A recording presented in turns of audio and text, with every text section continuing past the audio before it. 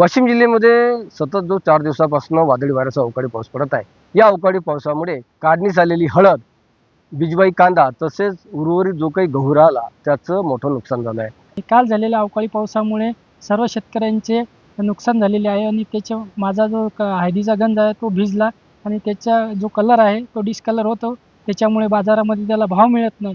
त्यामुळे माझी शासनाला एकच विनंती आहे की त्यांनी त्वरित पंचनामे करावे आणि शेतकऱ्याला त्याचा जो मोबदला आहे तो देण्यात यावा आणि स हळद या पिकाला पीक विम्यामध्ये समाविष्ट करावे व त्याला पीक विम्याचा संरक्षण द्यावे. काल वाशिम जिल्ह्यामध्ये जो काही अवकाळी पाऊस झालेला आहे त्यामुळे हळद आणि गहू या पिकाचं फार नुकसान झालेलं आहे.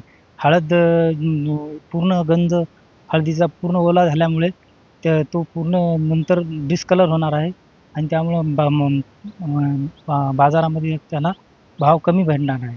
त्यामुळं शासनाने हळद या पिकाला पीक विम्याचे संरक्षण द्यावे आणि जे काही नुकसान झालेलं आहे ते शेतकऱ्याला पंचनामे करून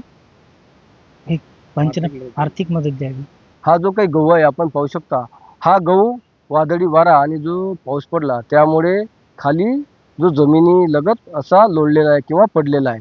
या पावसामुळे हा जो काही गहू आहे याचा रंग बदलला आहे. त्यामुळे या गव्हाला बाजारात देखील कमी किंमत मिळणार आहे. रंग बदलल्यामुळे बाजारपेठेमध्ये याची जे काही किंमत आहे, जो काही बाजारभाव आहे तो निम्म्याहून कमी मिळणार आहे.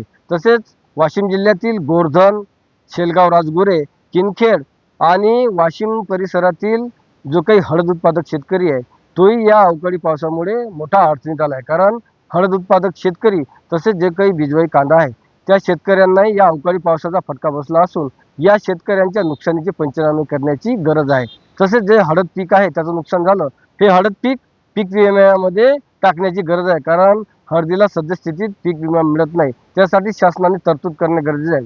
तेव्हाच शेतकऱ्यांना जो काही पीक विमा आहे नुकसानीपोटी मिळू शकते.